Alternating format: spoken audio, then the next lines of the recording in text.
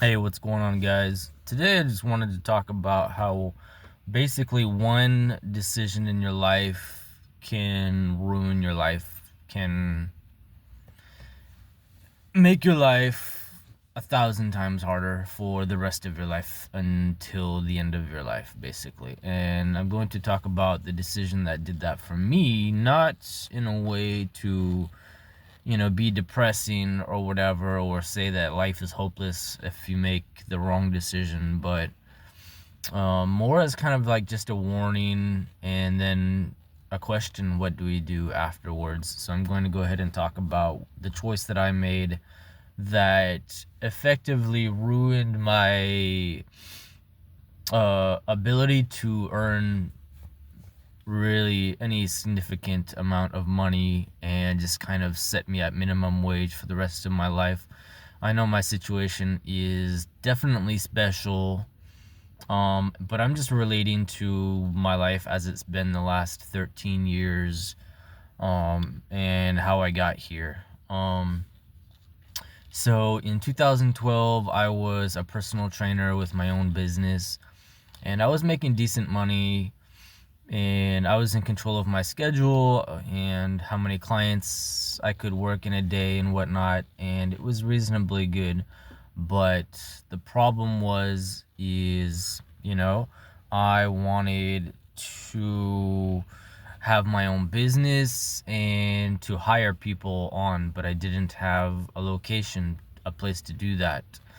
Um, and I was at a small gym. I talked to the owner and I said, hey, I've learned this sales system that works really well. Would you be open to me hiring trainers, and we both take a piece of the profits, and I'll teach the trainers how to sell? He was just completely closed down to the idea. And he just said flat out no. He didn't care if there was the possibility for him to make a lot of money or whatever. He had in his head, how his small gym was going to be, and he didn't want me to grow in that environment. And that was the day that I decided, basically, I was with a French girl who I married, and that was probably the worst decision of my life, to marry her, and especially to come to France, where I've lived the last 13 years of my life. So the reason why I came to France wasn't necessarily because I wanted to. It was just because I had talked to my ex-wife, and she had said that, wow, whoops, she had said that, if things are gonna work out between us, that she would need me to come to France and whatnot, and that's how she wanted things to be, and she was pretty adamant on that. And so I just go ahead and I said, okay,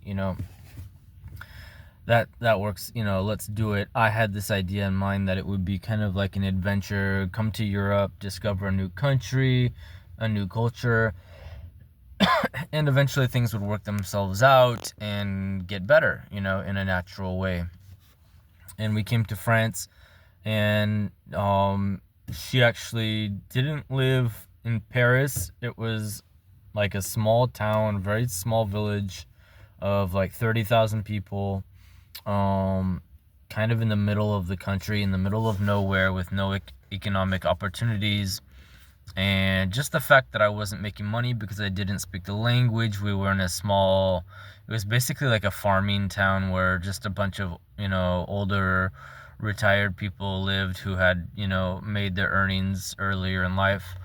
And there was really no opportunities, and nobody wanted to hire me for years just because of I didn't speak French, and it took a while to learn. And my ex-wife, she was adamant on never speaking French with me, and she, in some weird way, wanted me to stay limited, I'm thinking, because she didn't want me to necessarily learn the language. Of course, I was with her all the time, and like, if I wanted to learn the language, it would be with her, basically. And she was refusing that, even though I had asked her multiple times. She was just didn't want to speak French, so she just wanted to keep me in my little box. um and that's how it was for many years. I tried many things. I eventually ended up leaving her, largely because, well, it's a long story, but I mean, one of the reasons was she just wanted to keep me limited. She didn't want to speak French with me. And I just kind of saw that she wanted me to kind of be her own personal servant, while she kind of, made good money with her own small business, which I helped her build, and just kind of wanted to keep me kind of in a servant type role. But not only that, if she had wanted that and it had actually worked out in a semi-respectful way, I might have tried to make it work for my son, because my son was very young at the time. He's 13 now, 13 years later. But he was like, when we moved here, he was 3 months old, and years into the relationship, if things going badly, he was like 3, 4, 5 years old. So yeah, I basically stayed for him, and that's what I've made the decision to stay in France for him, and now for my 2 other kids that I've had in another relationship that has also gone sideways.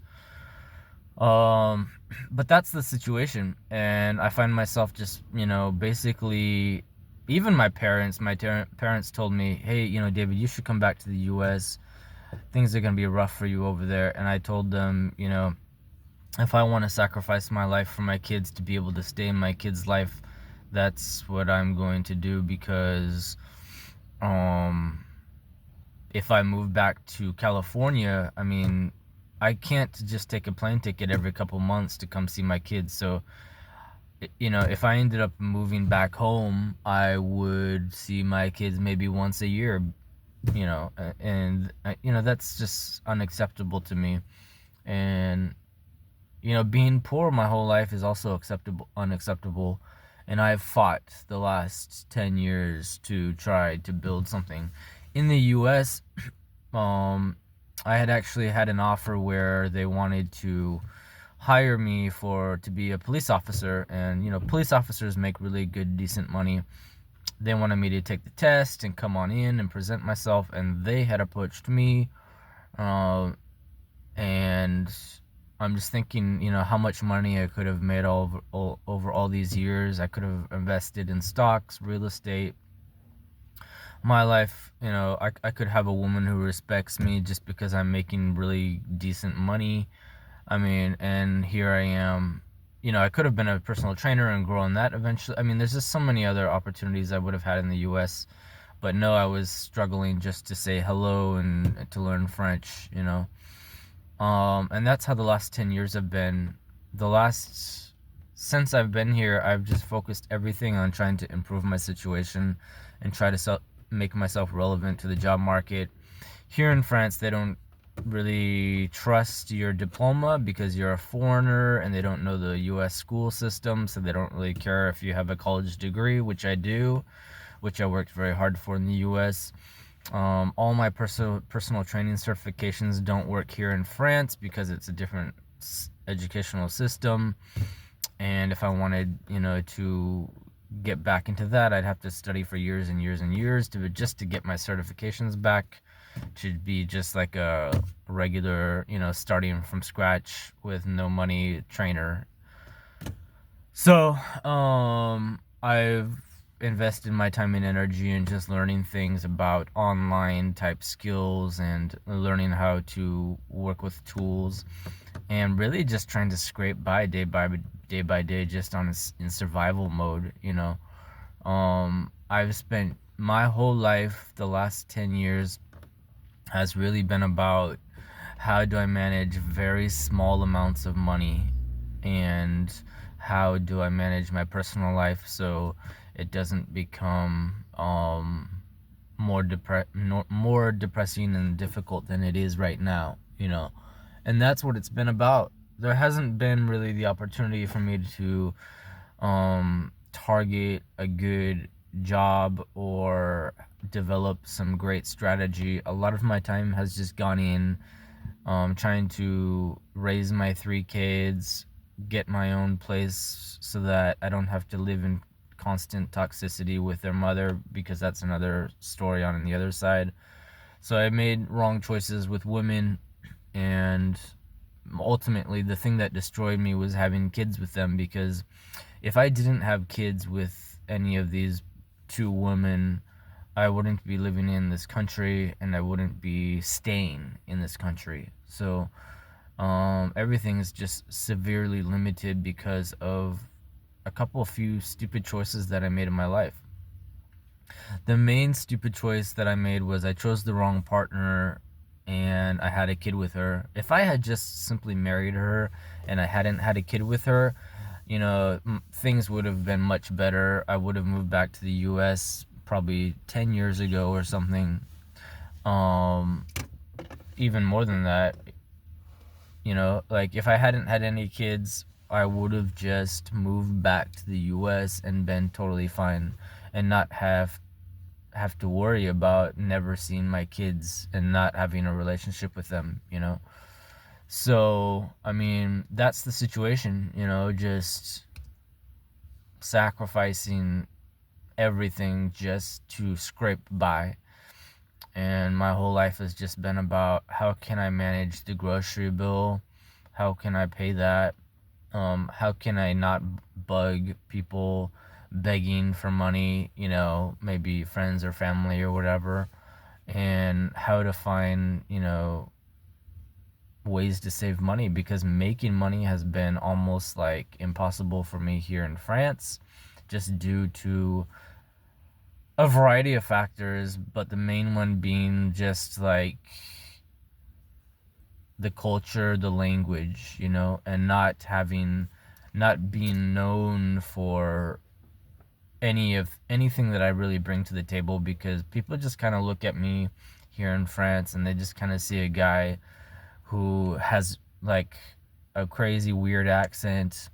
And French people, they don't look at people with accents the way that Americans do. Americans kind of look at that as kind of like, oh, that's cool, you know, another culture, interesting. There's not a whole lot of judgment or stigma to it. Whereas here in France, my experience has been that people kind of treat you like you are stupid, that you don't understand anything, that you're a baby, that you have very limited IQ, that your capabilities are going to be severely limited in the workplace, which is true because French people are so they stigmatize other countries. So if I were to work in a French you know, business, and I was speaking French in that business, then I would have a hard time just in the business fulfilling my role, because all the other French people are so like it's infiltrated the entire, not just the economy but the society in general. So that I understand in a way why companies are hesitant to hire foreigners, just because French culture is like that. And I think that's one of the reasons why the US doesn't like France so much, and why I don't like France so much, just because that's the reality. But it's sad because when I go back home to the United States, I've even had family members tell me, oh, you know, you're French now, you're not American, ha ha ha, you know, and so they treat me like I'm an outsider. And then here in France, I've never been accepted as a French person or a normal person or somebody capable of doing stuff and, you know, growing and whatnot. So it's just been really difficult.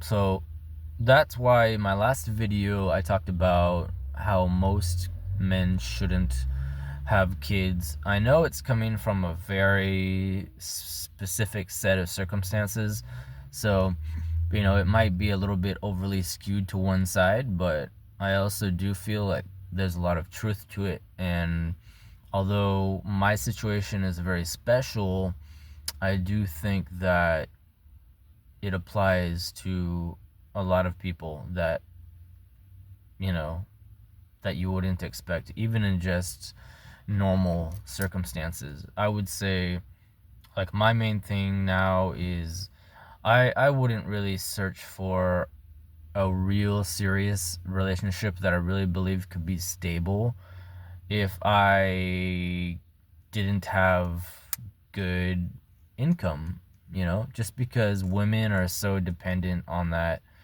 They, not just from money, not just because they want to live a comfortable lifestyle and have things for them.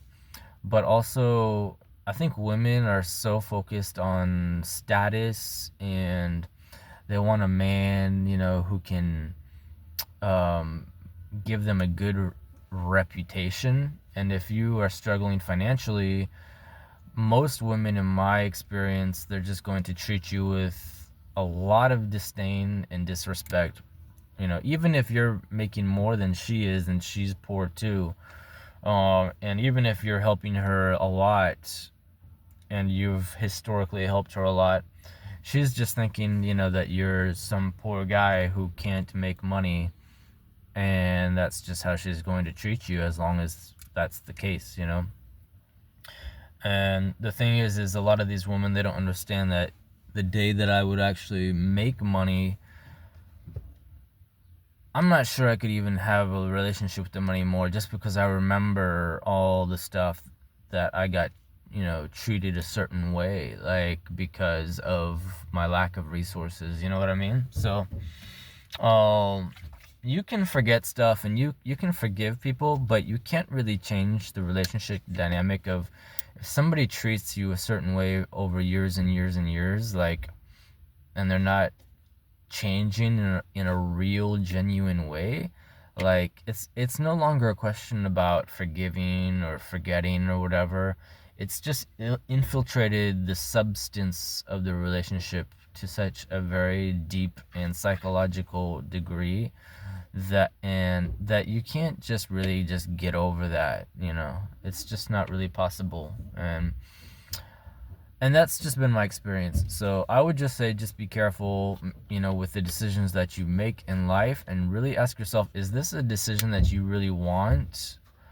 I fooled myself into following my wife and, coming with her to her country.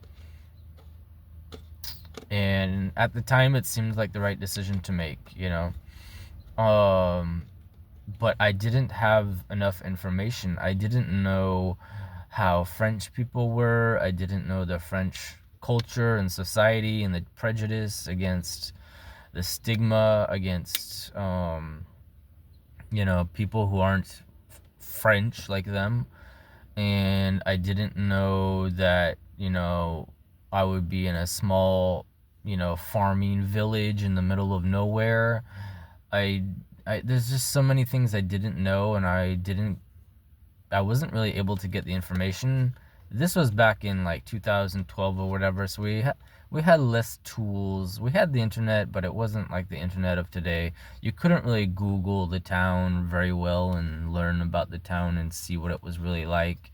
And even if you could Google, you could see a few businesses, you couldn't get the general gist of the town and how small it was and whatever. So I just got myself in a terrible situation.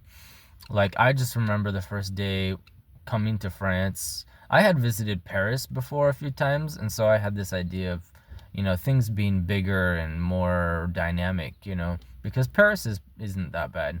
But when you go to, like, in the middle of nowhere in these small little French villages, I had never been to a place like that. So the first time we came to France, we were driving to the town where we were planning on living, and driving from the airport, and we just were driving like hours and hours through empty fields, and to me it looked like Mars. I mean, I'm from California, the Bay Area. There are always houses or businesses everywhere you go, and where we were driving through, it was just like fields of, like, I don't know if it was like just like plants or whatever, like whatever people farm, like, oil or sunflowers or vegetables or whatever farmers were planting.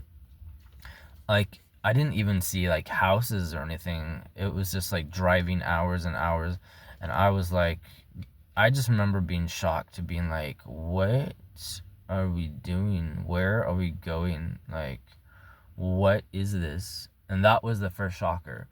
And I think when I arrived in the small town, I think that's kind of like, I didn't want to accept, like, what did I just do to my life? But that's really what it was. That was just like, wow. I just burned down my life, you know. Um, and it's crazy. It's hard to say that. I've been through a lot, and it's depressing. It's a depressing story to tell, you know. Things have gotten a little bit better. I'm in a bigger town. There are a little bit more things going on here. There is the train that I can take to Paris in about an hour from here.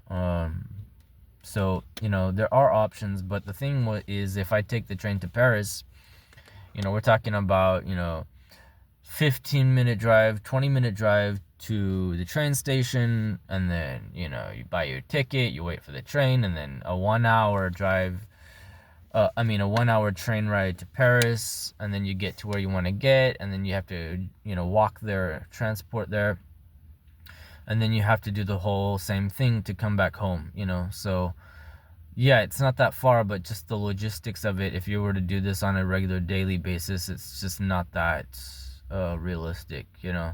So the town I live in is like a mid-sized town, almost large town for France.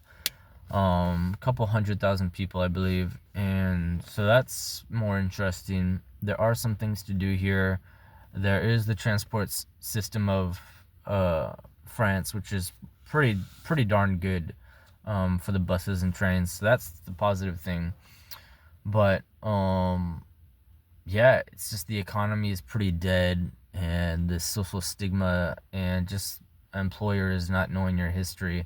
I've tried multiple things here. I tried being an English teacher in you know, I was an English teacher for like businessmen, but that didn't pay shit, and it was just like minimum hours. They didn't have like 24. They didn't have a real job lined up for you. I tried working in factories. I tried working at where you like organize the mail, and you're just basically a physical robot 24 hours a day. You put on these clunky boots that are super uncomfortable, and you're just moving. You're basically like a robot slave getting paid minimum wage, and it was just a ridiculous environment. And then I've tried being a driver, which was, but the best thing I've done so far, doing transport, you know, in a small, like in a van, in a big van. I was gonna say a small bus, but it's not a bus. It was like a big van. And that was the best thing. But even that, I worked 3 years in the same company, and I was getting basically paid minimum wage, which is terrible. Like, if you have 3 kids, how do you live off that? And after 3 years, like, I was still getting talked down to. I was still getting disrespected for the smallest error.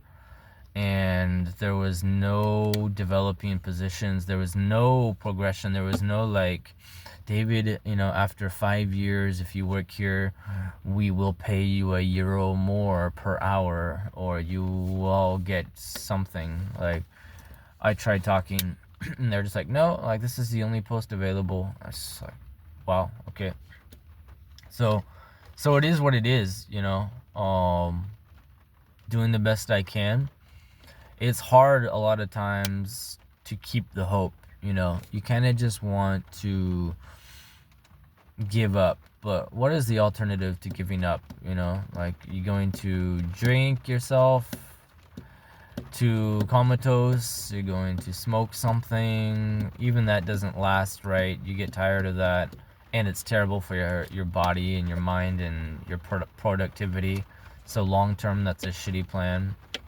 So there's really no plan other than just like putting your head down, doing your best, and hoping for the best, you know?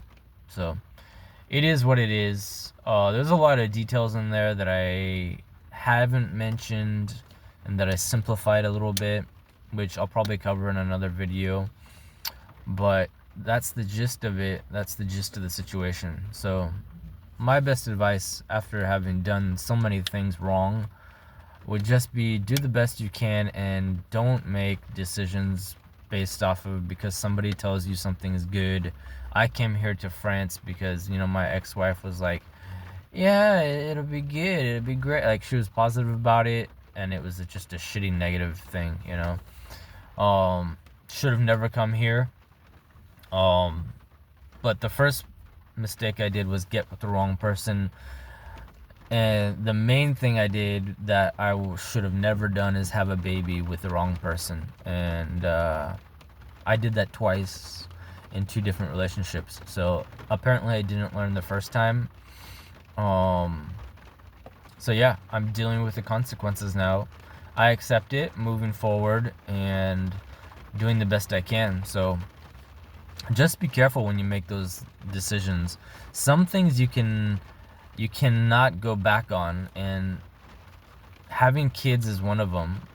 Now there are some dads who can live away from their kids and who justify it in their head, and they can say, you know what, I am okay not seeing my kids. It's for the better of everybody, and I have to live in my country, and they just live and move and they don't see their kids. That exists, I'm sure, you know. But for me, my kids are everything. They're my best friends. They are the closest thing I have. You know, they're my heart. They're my, especially here in France, they're my only family that I have here in France. All my family is in the United States. So I'm really tethered to them, you know. So it is what it is. I do have projects and things that I try and things that I learn and try to grow and hope that something pans out one of these days. But when I've been working on stuff for like over 10 years, you know, I am a responsible guy. I got my college degree despite the difficulties. I, you know, built a business successfully and sold it and moved out of the country. I learned another language. I'm improving my capabilities of what I can do technically online and in other areas. And it just seems to never be enough. It just seems like people now these days, there are no more entry level jobs, and the only way you can get um, a good paying job is if you know somebody and somebody takes you under their wing, really.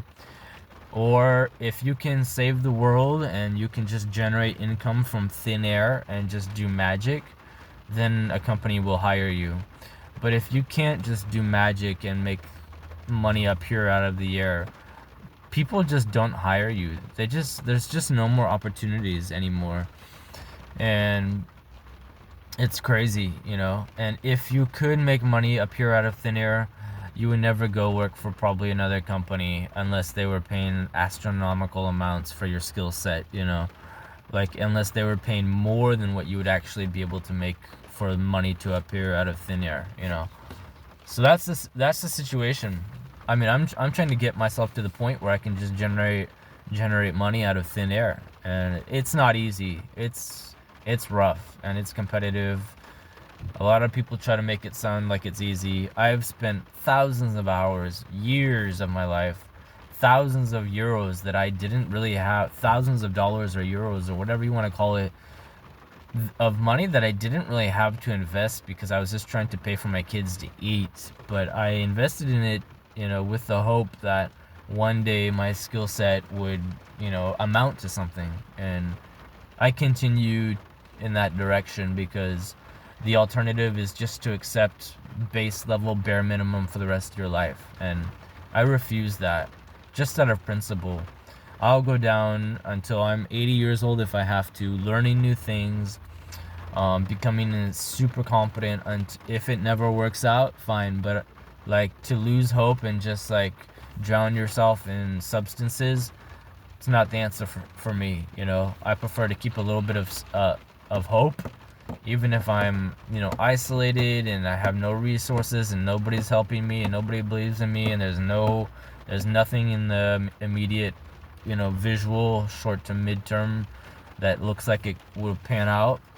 I prefer to fight, you know, and that's what I'm gonna do. So anyways, good luck to y'all.